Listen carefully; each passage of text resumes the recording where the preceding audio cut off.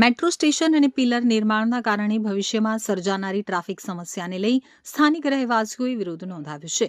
આ મુદ્દે સ્થાનિક લોકોએ સુરતના સાંસદ મુકેશ દલાલને લેખિત અને મૌખિક રીતે રજૂઆત કરી છે. રજૂઆત બાદ સાંસદ મુકેશ દલાલ પોતે સ્થળ ઉપર પહોંચ્યા અને સમગ્ર પરિસ્થિતિની જાતે સમીક્ષા કરી હતી.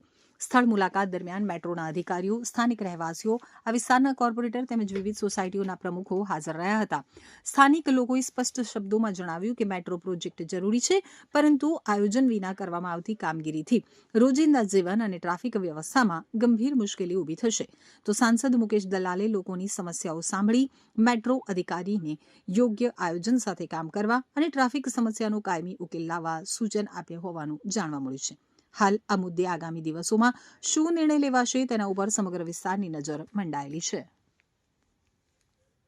મંદિર ખાતે જે મેટ્રોની કામગીરી ચાલી રહી છે ત્યાં આગળ હવે એસ્કેલેટર ઉભા થઈ રહ્યા છે, 12 રોડ પર કોલમ ઉભા થઈ રહ્યા છે. એ સ્થાનિક લોકોના મગજમાં એક શંકા છે કે અહીં ભારે વાહનોની અવરજવર માટે તકલીફ પડશે. આથી મેટ્રોના અધિકારીઓને બોલાવીને સ્થળ નિરીક્ષણ કરાવ્યું છે અને મેટ્રોના અધિકારીઓએ ખાતરી આપી છે કે અહીં તમને પ્રેક્ટિકલ ટર્ન લઈને બતાવીશું કે કોઈ તમને તકલીફ પડવાની નથી. ભારે વાહનો, મોટા વાહનો પણ અહીંયા અવરજવર કરે એમાં કોઈ તકલીફ પડવાની નથી.